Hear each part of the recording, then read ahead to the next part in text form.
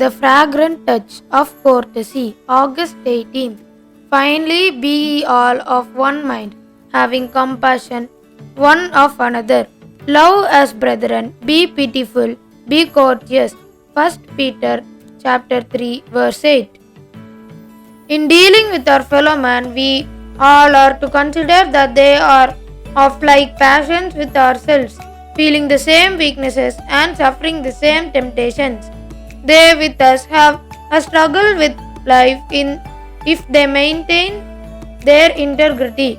True Christian courtesy unites and perfects both justice and politeness, and mercy and love make up the filling, giving the finest touches and most grateful charms to the character.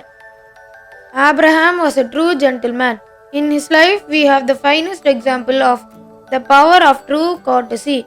Look at his course with Lot, how courteously he welcomes the travelers, the messengers of God, to his tent and entertains them.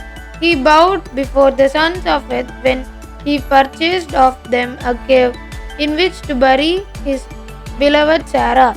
Well did Abraham know what was due from man to his fellow man.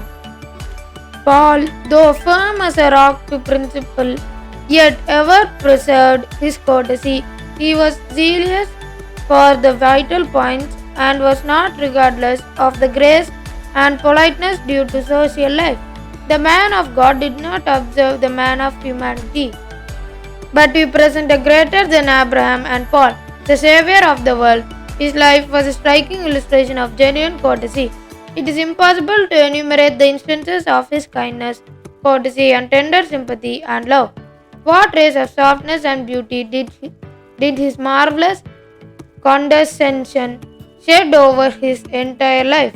He had a kind look and an encouraging word for all who were wearied and worn with labor.